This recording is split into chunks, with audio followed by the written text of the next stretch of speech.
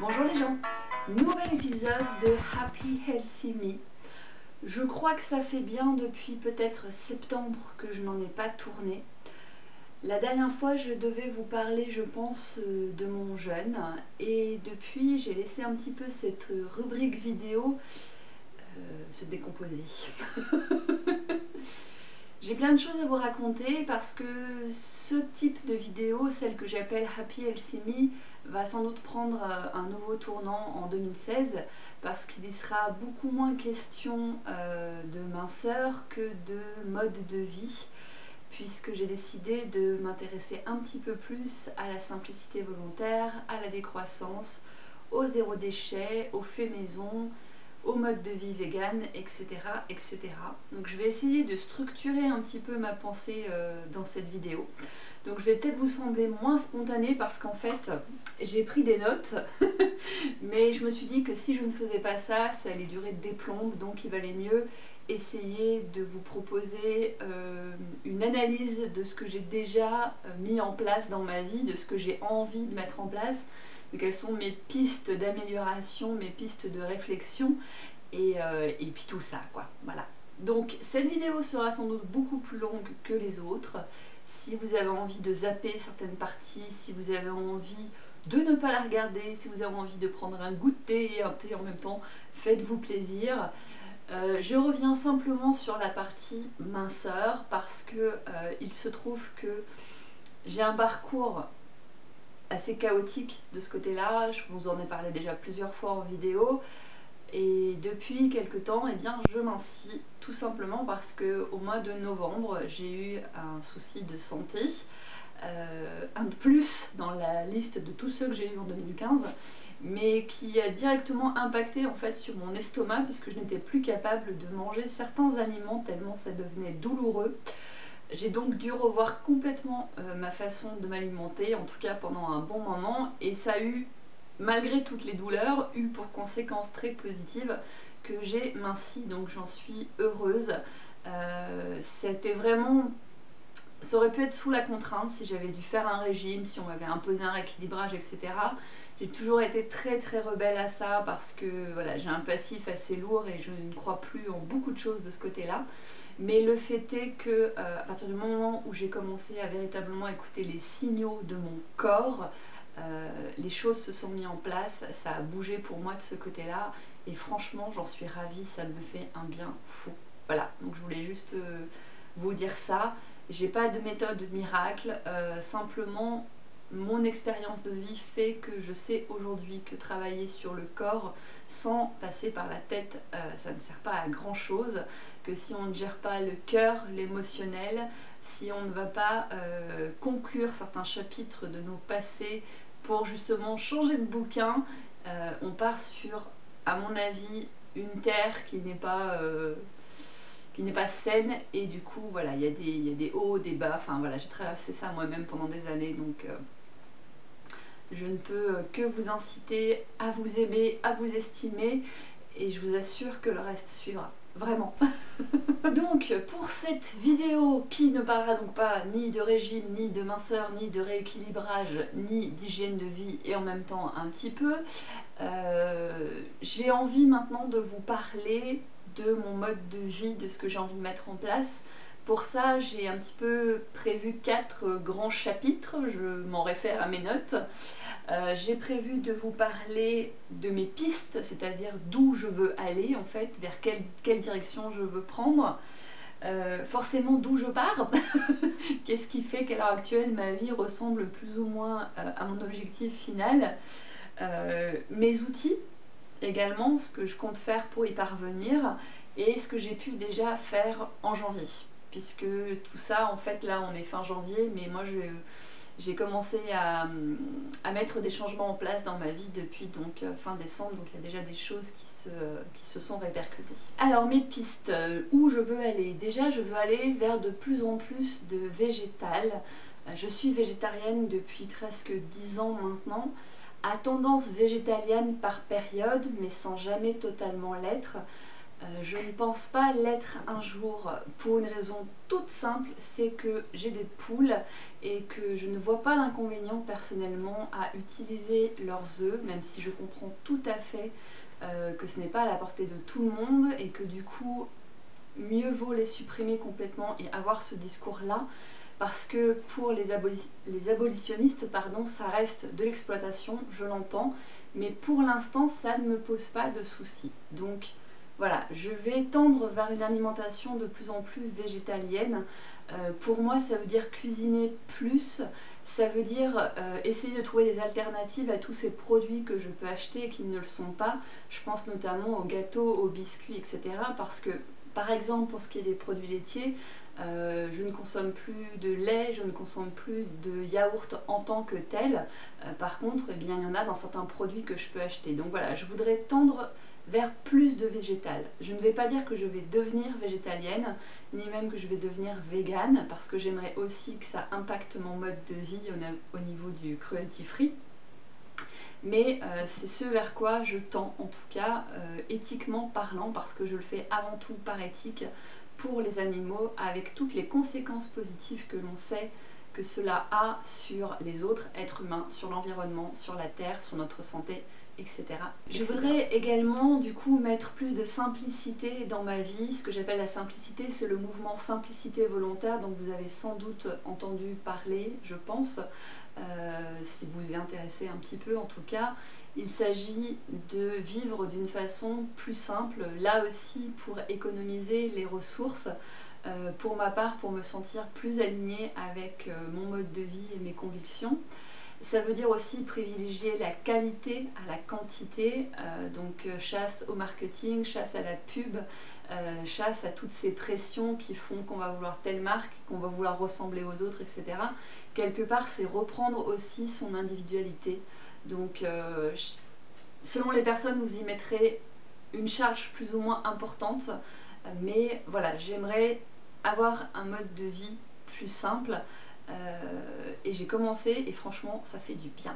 Il y a beaucoup de dans cette vidéo, je suis désolée, c'est vrai que j'ai un petit peu du mal à formuler ma pensée tellement elle est riche, ça bouillonne en moi, j'ai envie de tout changer, j'ai envie de tout révolutionner, j'ai envie de faire plein de trucs, j'ai des idées, des projets, des envies, et du coup j'ai du mal à vous formuler ça assez catégoriquement. J'essaie de le formuler au mieux pour que ce soit agréable à écouter, mais je me rends compte qu'il y a plein de je m'excuse. L'autre axe vers lequel je veux me tourner, c'est donc le zéro déchet.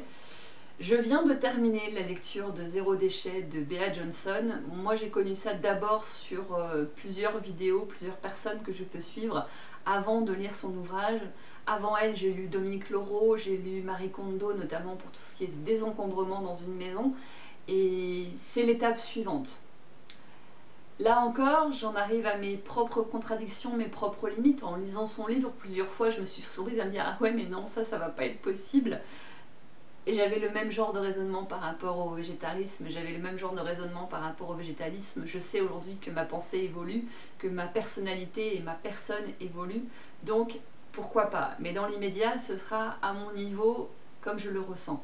Un des premiers freins, c'est tout simplement la peur du regard des autres par rapport à une des premières règles qui est de refuser. J'ai déjà du mal à demander un prix sur un marché quand l'étiquette n'est pas écrit le prix du produit. Alors là, dire non, c'est assez difficile pour moi quand je vais vers les autres. Quand ce sont les autres qui viennent vers moi et que je dois dire non, il n'y a pas de souci, mais quand c'est à moi d'être proactive sur le sujet, j'ai un petit peu plus de mal. Donc il va y avoir des trucs à travailler de ce côté-là aussi. D'où est-ce que je pars? Alors je pars déjà du fait que j'habite à la campagne, dans une maison qui est très isolée, qui me permet donc pas mal de choses en termes notamment de culture. J'aimerais me mettre à jardiner véritablement et pas à faire un espèce de potager que je regarde par la fenêtre là parce qu'il est en face de moi, que si ça pousse, ça pousse, si ça pousse pas, ça pousse pas, et je m'en occupe une fois par mois et forcément j'ai pas des masses de résultats par rapport même au temps investi au départ ou à l'argent investi dans les plants. Donc essayer d'avoir un... Voilà, j'ai la possibilité d'avoir un beau potager, j'ai la possibilité de pouvoir composter, même s'il existe maintenant des tas de possibilités en ville, on aura l'occasion d'en reparler. C'est quand même plus facile quand on habite dans le trou du cul du monde de la France, n'est-ce pas? Donc j'ai une bonne base pour ça. Je suis à la base également quelqu'un qui est assez simple. Je me décris souvent comme la fille jean basket, même si j'aime pouvoir mettre une petite robe noire avec des talons de temps en temps. Il n'empêche que je suis quand même assez brute de décoffrage, assez authentique, d'où le nom de ma chaîne, assez simple et comment dire, c'est forcément là aussi en partant de là c'était plus facile parce que ça me demande moins de renoncer à certaines choses. Truc tout bête, par exemple le shopping, c'est pas spécialement ma tasse de thé. J'aime bien passer des après-midi avec des copines à faire les magasins, mais je ressens pas le besoin d'acheter. Quand j'ai eu des besoins d'acheter très compulsifs, ça a été dans un enchaînement par rapport à justement mes troubles du comportement alimentaire. Quand j'ai cessé de faire des crises d'hyperphagie, je suis passée à des crises de shopping. Ça a d'abord été les fringues, après ça a été le maquillage, les produits de beauté, etc. Mais au final, je ne faisais que passer d'une compulsion à une autre. Donc là aussi, quand j'ai eu réglé le pourquoi du comment, tout ça s'est vraiment calmé. Pour les livres, parce que les livres c'est aussi très compulsif, n'est-ce pas? C'est pareil, je me tourne plus vers l'occasion, je me tourne plus vers la bibliothèque. Et là aussi, j'ai envie de privilégier la qualité à la quantité, c'est-à-dire ne pas me précipiter sur un bouquin parce que toute la blogo en parle en ce moment, mais bien de aller dans une librairie et faire comme je faisais avant, c'est-à-dire me promener dans les rayons sans trop savoir ce que je cherche, regarder les couvertures, être attiré par un avis d'un libraire, être attiré par un quatrième qui m'a l'air intriguant, etc. Parfois me planter, parfois avoir de très belles surprises, mais retrouver quelque chose qui sera plus du domaine de mon choix que de la pression sociale. C'est peut-être pas les bons termes, mais j'espère que vous comprenez ce que j'essaye de vous dire. Du coup, mes outils pour réussir tout ça, ça va être quoi? Alors déjà, clairement, hein, c'est Internet. C'est fabuleux. Voilà, c'est fabuleux. Je repense à quand j'étais à l'école et qu'il n'y avait pas Internet et bon, on se débrouillait, hein, parce qu'on allait dans les librairies, on allait dans les bibliothèques, on passait beaucoup de temps à chercher des informations et à se tuer les yeux, mais on se tue toujours les yeux, sauf que maintenant c'est sur un écran, mais la mine d'informations d'Internet, le nombre de blogs de personnes qui sont passionnées, qui proposent des tutos, qui proposent des do-it-yourself, qui vous donnent des solutions, qui vous donnent des liens, des groupes qui se créent autour de certaines thématiques. On le voit par exemple avec Booktube autour des livres, vous avez la même chose autour du zéro déchet, vous avez la même chose autour de la simplicité volontaire, autour du végétarisme, du végétalisme, du véganisme, bref, les réponses sont là en fait. Il y a juste à être ami avec monsieur Google ou un autre d'ailleurs. Du coup, ça c'est comme les pardon. J'ai de la ressource, il faut juste que j'aille la chercher cette information. Il y a les réseaux sociaux, il y a les blogs spécialisés, il y a les chaînes YouTube spécialisées, il y a la vraie vie aussi, il y a les CEL par exemple qui sont des services d'échange locaux en fait entre les personnes. Il y a des petites associations de quartiers, de villes, il y a plein de possibilités. Et ça aussi c'est pareil, il y en a tellement que pour l'instant ça bouillonne dans ma tête. Le livre de Bea Johnson est très bien fait pour ça au sens où il propose qui propose plein de liens, malheureusement beaucoup inutilisables parce qu'ils sont plus pour les États-Unis ou pour le Québec, mais qui du coup montrent, si tu veux compter les du coup qu'il y a dans cette vidéo, peut-être que je t'offrirai quelque chose, montre que la ressource, je me répète, est là et qu'il n'y a qu'à attendre la main pour y attraper. J'ai l'impression d'être hyper speed dans cette vidéo, c'est une catastrophe, mais j'ai tellement envie de vous parler de plein de trucs que malgré mes notes, j'ai un débit qui est juste un truc de malade. Je sais même pas quand je vais monter ma vidéo si je vais pas la supprimer direct tellement j'ai l'impression de vous saouler et de vous hypnotiser avec mes mots. Dernière étape, ou en tout cas première étape de ces nouvelles envies, de ces nouveaux modes de vie. Après on n'est pas à l'abri que dans 3 mois j'en ai marre et que je passe à autre chose, hein, mais j'aime bien expérimenter, donc expérimentons. Ce que j'ai fait déjà là donc depuis fin décembre, début janvier, c'est que j'ai désencombré ma maison, mais comme jamais. Je ne vais pas pouvoir revenir sur tout ce que j'ai fait parce que ce serait très très long et je consacrerai ça peut-être plus dans la vidéo de février pour vous faire un petit peu un comparatif. Mais pour vous donner une idée, il y a quelques années, j'avais lu les ouvrages de Dominique Laureau qui s'appellent L'art de la simplicité, l'art de l'essentiel et également l'art de la volupté et de la frugalité. C'était 3 livres qui m'avaient énormément aidé à mieux appréhender l'alimentation d'une façon beaucoup plus agréable, beaucoup plus rituelle à la façon des Japonais. Ça m'avait permis également de retirer beaucoup d'objets de ma maison, mais à l'époque, j'avais encore un gros frein émotionnel par rapport à des cadeaux qu'on avait pu me faire, par rapport à des objets familiaux dont je ne voulais pas me séparer, par rapport à ce besoin que j'ai de garder les choses parce que ça peut servir un jour, on ne sait jamais. Donc c'était une première étape. La fin décembre, j'ai lu un livre qui s'appelle La magie du rangement de Marie Kondo, qui propose sa méthode.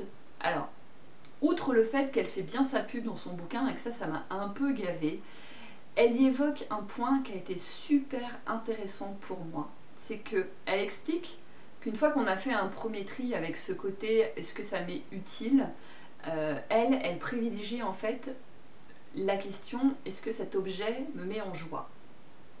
Et là ça a été une révélation pour moi, c'est-à-dire que j'ai parcouru toutes les pièces de ma maison et sur tous les objets sur lesquels j'avais un doute, c'était est-ce que cet objet me met en joie? Est-ce que je le regarde encore? Est-ce que je le vois encore? Est-ce qu'il me procure toujours du plaisir? Et alors là, ça a été tri de chez tri. Notamment, j'avais une collection d'objets en forme de chat.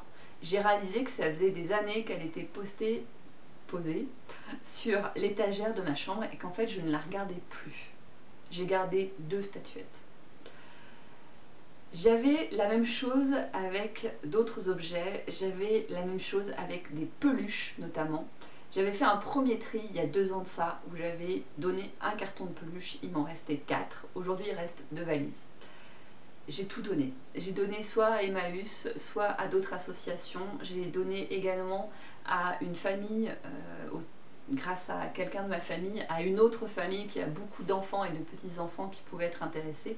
J'ai vendu quelques-unes de ces peluches, j'ai vendu également quelques-uns de mes livres, j'ai vendu quelques-uns de mes objets, j'ai vendu énormément de DVD également, des sacs à ne plus savoir qu'en faire. Je suis en train de vendre également des meubles qui ne me servent pas. Ça a été voilà un premier pas. Et puis alors là, un deuxième pas du coup. Et là, zéro déchet. C'est l'étape ultime, c'est-à-dire que j'avais vraiment l'impression d'avoir trié ma maison mais jusqu'au bout des ongles, à l'exception d'un carton que j'appelle le carton émotionnel, qui sont des objets que ce serait bien que je me débarrasse, mais pour l'instant j'ose pas parce qu'il y a beaucoup d'émotions qui sont liées, et Marie Kondo dans son livre dit bien de le garder pour la fin. Donc j'étais dans cette étape-là, et donc la 3e étape, ce livre zéro déchet.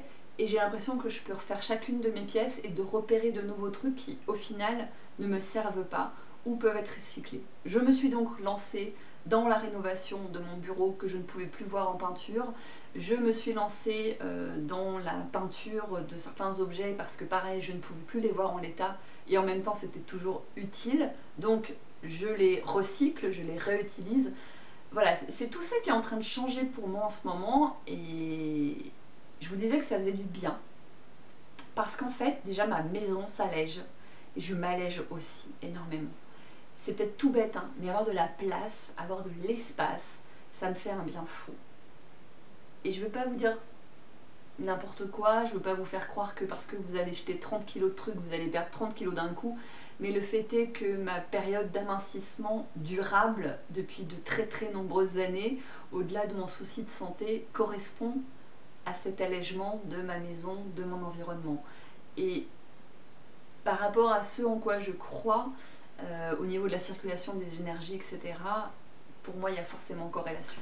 J'aurais pu aussi vous faire une rubrique nostalgie en vous disant que j'avais trié tous mes vinyles 33 tours, 45 tours, ainsi que mes cassettes et que ça a été des moments de franche rigolade parce qu'il y avait des morceaux, je ne savais tellement plus ce que c'était que je suis allée les écouter sur YouTube. Et j'ai ri, j'ai énormément ri, donc du coup tout ça s'est fait avec beaucoup de joie. Je crois que je vous ai à peu près tout dit. Alors, on est très loin des livres, on est très loin de Booktube. Cette vidéo perturbera peut-être certains d'entre vous, en intéressera peut-être d'autres, je ne sais pas. Mais moi j'ai envie de garder de traces de ce cheminement personnel et c'est pour ça que j'ai choisi de le faire au travers de cette vidéo. Je pense qu'il y en aura une par mois si j'ai des choses à vous dire, moins si je n'ai rien à raconter. Mais ça peut être intéressant de découvrir les alternatives en termes de produits faits maison, de ce que je réussis à faire, de ce que je foire complètement, de ce que ça m'amène dans mon quotidien, que ce soit moralement, émotionnellement, physiquement, un petit peu comme je l'avais fait avec le jeûne en fait. Et j'espère pouvoir vous reparler de tout ça très rapidement. Si c'est un sujet qui vous intéresse, si vous avez envie d'en savoir plus, si vous-même vous avez des questions, si vous avez des chaînes à me conseiller ou que sais-je encore, n'hésitez pas à me laisser un commentaire pour m'en parler parce que vous le savez, moi ce que j'aime sur YouTube c'est ça, c'est échanger avec vous. Donc faites-moi plaisir, faisons-nous plaisir. Bye bye.